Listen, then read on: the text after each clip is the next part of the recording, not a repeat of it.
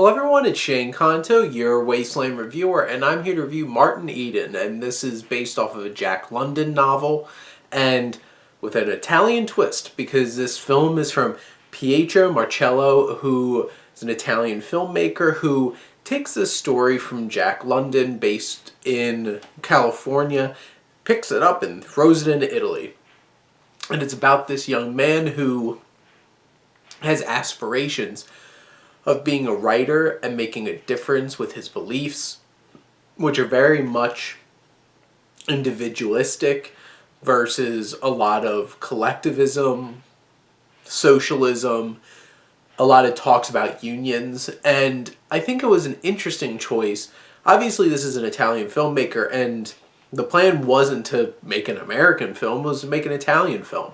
And picking this story up and putting it into Italy, especially with, I think works especially because of the history of Italy with fascism, and in terms of setting up that idea, Italy has had issues with that in terms of like extremist kinds of governments, and I think it's an interesting way of making a twist on this story. Now, really what is essential at the core of Martin Eden is your performance from the actor playing Martin Eden. And Luca Marinelli is fantastic. And from this point at the beginning where he's an upstart young man who has these aspirations, and he always is at conflict with people throughout the film, whether it's like early on in the film, he tries to stop this guy beating up somebody on the docks, and he just goes straight up and decks the guy, and it's just like, oh man. And throughout the film, he's always getting in the face of people, always arguing with people. And what I really appreciate about the creation of Martin Eden is from like makeup.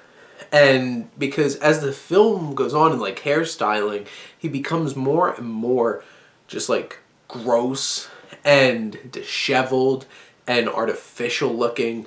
And I believe that does such a great job in carrying on his arc throughout the film, as he goes from this well-meaning young man who has his beliefs to somebody that's so corrupted and just so driven and pushing everyone away. And this film leads all the way up to the point where it's like he reaches that rock bottom. You don't really get a happy ending out of this film. You're left with seeing a cautionary tale of the descent of somebody who's just so invested in his own beliefs that are so selfish, and seeing what horrible things can happen when you just push everyone else away. And it's interesting because you have those themes. Eden embodies that individualistic idea, and this film is supposed to be building up the opposite. You don't want to root for him.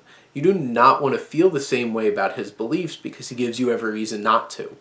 Now, the film does, in terms of the characters, set up some overly simplistic interactions. Like, he has a conflict with his brother-in-law, who's very much a stereotypical blue-collar guy who hates this white-collar guy who wants to be a writer, who has these ideas, doesn't want to really work for a living. And their conflict is overly simplistic, but it's effective. And the emotion's effective. That's the driving force of the film. The emotions feel raw. The performance from Marinelli is intense and fiery. You feel it. And he sells it, even if how some of the characters are and how some of the plot points play out feel a little cliched. But in general, it's a well-structured descent because you're along for this ride and you're slowly losing sympathy for him, and you're slowly moving out of his corner because you know what he's doing is wrong. But he's so interesting to watch, and he has these different budding interactions with women throughout the film. Some of them get a little more depth than others, but they each represent different things, and it's hard to watch some of those interactions because you know these women really do care for him and try to see the best in him, but he's just pushing them away.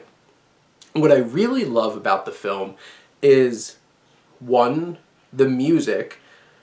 Marcello Messina, Sasha Ricci, the score is great, and they also have amazing use of different songs that really bring energy and vibrance to the film. And a lot of the times they're over some like archival footage of immigrants and different kinds of things like that that might not directly relate to the plot, but it reinforced the themes of the film, and they're impactful, and I enjoyed that quite a bit.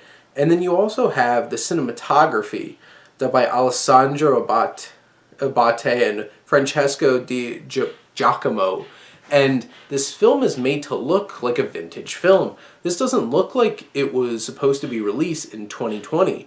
It looks like it was supposed to be released in the 1970s. It has that graininess, the texture, the lighting, and it's all beautiful. This is a beautiful film, and technically this film is incredible.